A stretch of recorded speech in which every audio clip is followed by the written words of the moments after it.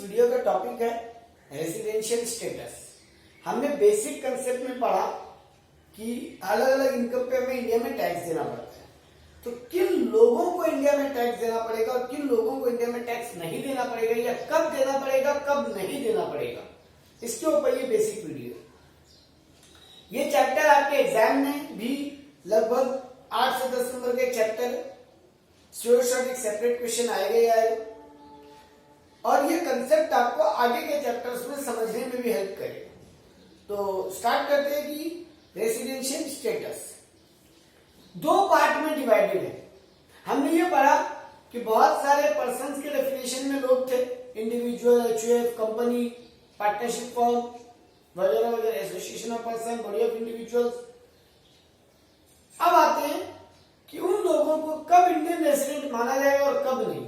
इसमें दो कंसेप्ट है, एक पहले ये साबित होना कि वो इंडियन रेसिडेंट हैं, दो उसके बाद अगर वो इंडियन रेसिडेंट साबित होते हैं तो वो ऑर्डिनरी रेसिडेंट है कि नॉट सो ऑर्डिनरी रेसिडेंट है। अब ये ऑर्डिनरी रेसिडेंट का आप ऐसा समझ सकते हैं कि वो बहुत पक्का इंडियन है, और नॉट ऑर्डिनरी मतलब बहुत कच्चा इंडियन है। तो तीन कैटेगरी हो गई, ऑर्डिनरी रेसिडेंट मतलब एकदम पक्का Indian, not so ordinary resident Indian but उतना स्ट्रॉन्ग इंडियन नहीं, और नॉन रेसिडेंट ऑफ इंडिया यानी एनआरआई। तो तीन कैटेगरी में डिवाइडेड है, ordinary resident, not so ordinary resident and non resident of India. पहले स्टार्ट करेंगे कि एक आदमी रेसिडेंट कैसे साबित होगा, क्योंकि वो रेसिडेंट साबित होगा तभी ये देखना पड़ेगा कि वो ऑर्डिनरी है कि नॉट ऑर्डिनरी है। अगर वो रेसिडेंट ही नहीं रहा तो हमें देखने की जरूरत ही नहीं है वो ऑर्डिनरी है कि नॉट ऑर्डिनरी है। तो आइए पहले रेसिडेंट की कंडीशन देखते हैं, एक इंडिविजुअल और अदर। पहले इंडिविजुअल की बात करते हैं क्योंकि बड़ा पार्ट उसी में। इंडिविजुअल आदमी इंडियन रेसिडेंट तभी साबित होगा जब वो इन दो कंडीशन में से कोई भी एक कंडीशन सेटिस्फाई करेगा। I repeat my language, section 6(1) का दो कंडीशन है, दोनों के बीच में और है, मतलब वो दोनों में से कोई एक कंडीशन सेटिस्फाई करे तो वो इंडियन रेसिडेंट साबित हो जाएगा। Condition 1, resides in India in previous year for 182 or more days। वो इंडिया में रह रहा है पिछले साल, प्रीवियस ईयर मतलब जिस ईयर इनकम अर्न करते हैं। टैक्स में प्रीवियस ईयर मतलब पिछला साल नहीं होता, टैक्स में प्रीवियस ईयर मतलब जिस ईयर इनकम अर्न करते हैं, और असेसमेंट ईयर जिस ईयर उस इनकम पे टैक्स देते हैं। तो अगर प्रीवियस ईयर मतलब जिस ईयर इनकम अर्न हुई है उस ईयर वो 182 और मोर मतलब या तो 182 या उससे ज्यादा दिन इंडिया में रहता है तो वो इंडियन रेसिडेंट साबित हो सकता है। और एक कंडीशन, अगर वो ये ना सेटिस्फाई करे तो ये कर दे तो भी वो इंडियन रेसिडेंट हो जाएगा। इन प्रीवियस ईयर 60 डेज मतलब प्रीवियस ईयर में 60 दिन हो इंडिया में, और प्रीवियस के जो 4 प्रीवियस ईयर है मतलब प्रीवियस ईयर के पिछले 4 प्रीवियस ईयर मिलाकर वो अगर 365 दिन इंडिया में रह रहा, मतलब पिछले साल 60 दिन प्लस प्रीवियस के 4 प्रीवियस ईयर में 365 दिन। अगर वो ये कंडीशन सेटिस्फाई कर दे तो भी वो इंडियन रेसिडेंट साबित हो जाएगा, अगर वो ये कंडीशन सेटिस्फाई कर दे तो भी वो इंडियन रेसिडेंट साबित हो जाएगा। दोनों साबित करने की जरूरत नहीं है क्योंकि दोनों के बीच में और है, कोई एक साबित करे तो वो इंडियन रेसिडेंट हो जाएगा। कंडीशन क्या है, he resides in India in previous year for 182 or more days, और in previous year he resides in India 60 days, and in 4 previous year preceding to previous year resides 365 days or more, यानी वो resident साबित हो गया कोई एक condition को satisfy करते ही। लेकिन 3 कैटेगरी के लोग हैं जिनके लिए ये सेकंड कंडीशन नहीं है, उनको सिर्फ और सिर्फ फर्स्ट कंडीशन सेटिस्फाई करनी होगी तभी वो रेसिडेंट होंगे। अगर ये कंडीशन यानी फर्स्ट कंडीशन सेटिस्फाई नहीं होती है, सेक्शन 6(1) की फर्स्ट कंडीशन सेटिस्फाई नहीं होती है तो वो रेसिडेंट नहीं होंगे। उनके लिए सेकंड क्राइटेरिया नहीं है, वो सेटिस्फाई कर भी दें तो भी हम उन्हें रेसिडेंट ऑफ इंडिया नहीं कहेंगे। कौन है वो 3 लोग, leaves India for employment purpose, अगर वो इंडिया छोड़ के जा रहे हैं एम्प्लॉयमेंट पर्पस के लिए मतलब फॉरेन में जॉब करने जा रहे हैं।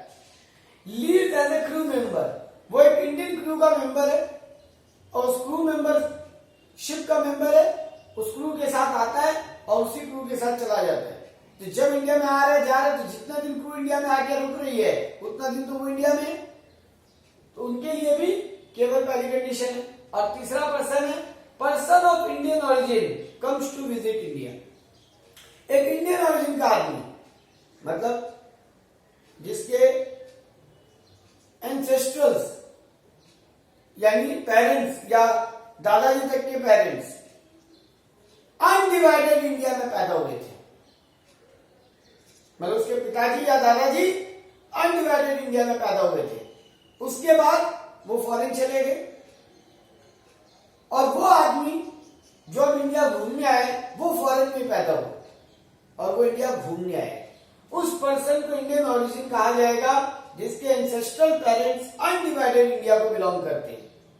और अब वो आदमी लेकिन फॉरेन में पैदा हुआ और अब इंडिया में घूमने आए, तो उसे भी सिर्फ और सिर्फ फर्स्ट कंडीशन सेटिस्फाई करनी है। यानी 3 लोग हैं, कोई एम्प्लॉयमेंट पर्पस के लिए इंडिया छोड़े, leave as a crew member या person of Indian origin comes to visit India. ये 3 लोगों के लिए केवल फर्स्ट कंडीशन है, सेकंड नहीं। आप लोगों के मन में आ रहा होगा सर वो रेसिडेंट साबित नहीं हुआ तो अच्छी बात नहीं है। बिल्कुल नहीं, टैक्स के पॉइंट ऑफ व्यू से सोचे तो एक आदमी इंडियन रेसिडेंट साबित अगर होता है तो उसे इंडिया में टैक्स देना पड़ेगा हर कंडीशन में। तो इन लोगों को एक तरीके से रिलैक्सेशन दिया गया है क्योंकि ये कंडीशन टफ है सेटिस्फाई होगी। कोई अगर बाहर जॉब कर रहा है, कोई क्रू में जॉब कर रहा है या इंडिया घूमने आया है, वो 182 डेज यानी लगभग 6 महीने इंडिया में नहीं रहेगा। ये वाली फिर भी सेटिस्फाई हो सकती है, 60 दिन कोई भी इंडिया में रह के जा सकता है और उसके पिछले 4 साल अगर हो सकते हैं मिला के 365 दिन रह गए। इसलिए गवर्नमेंट ने कहा नहीं, हम आपके लिए हार्ड वाली कंडीशन केवल रख रहे हैं, अगर आप ये सेटिस्फाई करते तो आप रेसिडेंट हो, वरना नहीं, क्योंकि आप रेसिडेंट साबित होगे तो इंडिया में फिर टैक्स देने की भी बात आएगी, वो हम अगले स्लाइड में बात करेंगे। तो फिलहाल यही रहा कि एक आदमी सेक्शन 6(1) कंडीशन के हिसाब से 2 कंडीशन है, इन दोनों में से कोई एक सेटिस्फाई करे तो रेसिडेंट ऑफ इंडिया कहलाएगा, और अगर इन 3 कैटेगरी में बिलोंग करता है तो सिर्फ और सिर्फ फर्स्ट कंडीशन सेटिस्फाई करेगा तो इंडियन रेसिडेंट कहलाएगा, वरना नहीं। अब एक आदमी जैसे रेसिडेंट साबित हो गया उसके लिए अगली 2 चीजें, ऑर्डिनरी रेसिडेंट या नॉट सो ऑर्डिनरी रेसिडेंट, मतलब पक्का इंडियन या नॉट सो पक्का इंडियन। ये केवल अपनी लैंग्वेज की बात है, वैसे आप लैंग्वेज में ये याद रखें ऑर्डिनरी और नॉट ऑर्डिनरी। या ऑर्डिनरी मतलब सिंपल नहीं, या ऑर्डिनरी मतलब स्पेशल हो जाए। If resides in India in 2 previous year out of 10 previous year preceding to previous year, मतलब एक आदमी इंडिया में रेसिडेंट साबित हो जाए लास्ट 2 साल, मतलब लास्ट दोनों प्रीवियस ईयर में वो रेसिडेंट साबित हुआ है आउट ऑफ 10 प्रीवियस ईयर, मतलब पिछले 10 प्रीवियस ईयर में कोई भी 2 साल, आई रिपीट माई लाइन, पिछले 10 प्रीवियस ईयर में कोई भी 2 साल अगर वो इंडियन रेसिडेंट साबित हुआ है तो वो ऑर्डिनरी है। एंड एक और कंडीशन है, ये दोनों कंडीशन सेटिस्फाई करनी पड़ेगी ऑर्डिनरी होने के लिए, क्योंकि दोनों के बीच में एंड है। टैक्स या लॉ में एंड और का बहुत वैल्यू होता है। एंड मतलब बोथ और मतलब एनिवल, तो यहां पर एंड है मतलब उसे सेकंड कंडीशन भी सेटिस्फाई करनी पड़ेगी।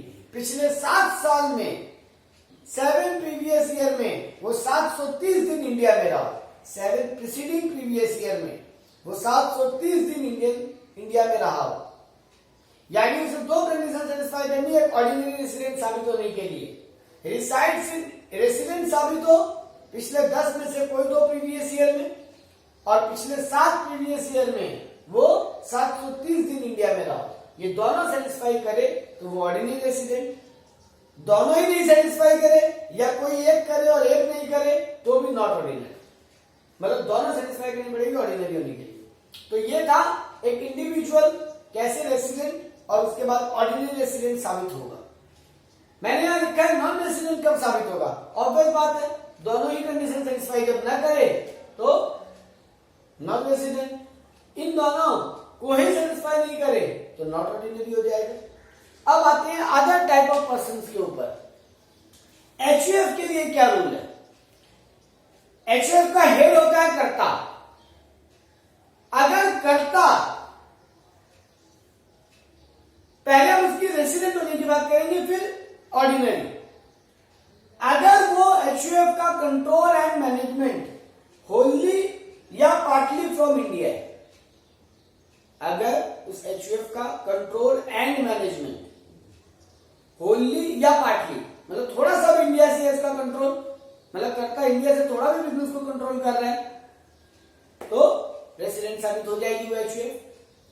अब एक बार HUF रेसिडेंट साबित हो गई तो ऑर्डिनरी या नॉट ऑर्डिनरी देखने के लिए क्या करना है, अगर कर्ता ने सेक्शन 6(6) का कंडीशन सेटिस्फाई किया है, 7 साल में 730 दिन और 10 में से 2 प्रीवियस ईयर वाली बात, अगर कर्ता ने सेक्शन 6(6) के दोनों कंडीशन सेटिस्फाई किए तो वो HUF भी ऑर्डिनरी रेसिडेंट कहलाएगी। यानी रेसिडेंट साबित होने के लिए हमें यह देखना पड़ेगा कि HUF का कंट्रोल एंड मैनेजमेंट होली या पार्टली इंडिया से है क्या। अगर पार्टली भी है तो उसे आप इंडियन रेसिडेंट कह लीजिए उस HUF को। अब ऑर्डिनरी साबित होने के लिए कर्ता को ये दोनों कंडीशन सेटिस्फाई करनी पड़ेगी, सेक्शन 6(6) वाली ऑर्डिनरी रेसिडेंट वाली कंडीशन, तो फिर HUF भी ऑर्डिनरी कहलाएगा। कंपनी के लिए केवल रेसिडेंट देखना है, ऑर्डिनरी नॉट ऑर्डिनरी नहीं। अगर एक इंडियन कंपनी है तो वो ऑलवेज रेसिडेंट है, लेकिन अगर एक नॉन इंडियन कंपनी है तो उसका होली कंट्रोल अगर इंडिया से है तो ही वो रेसिडेंट कहलाएगी, वरना नहीं, पार्टली भी नहीं चलेगा, होली कंट्रोल इंडिया से। आखिरी आते हैं एसोसिएशन ऑफ पर्सन या बॉडी ऑफ इंडिविजुअल पे। रेसिडेंट कहलाने के लिए होली या partly control and management from India यानी HUF जैसी कंडीशन, और यहाँ पर ऑर्डिनरी वाली कोई बात ही नहीं है, यानी कंपनी और AOP में कोई ऑर्डिनरी वाली बात नहीं है, सिर्फ और सिर्फ रेसिडेंट साबित होने की बात है। तो ये है रेसिडेंशियल स्टेटस का बेसिक स्ट्रक्चर कि कौन आदमी इंडियन रेसिडेंट कहलाएगा, कौन सा पर्सन कब इंडियन रेसिडेंट कहलाएगा और कब नहीं।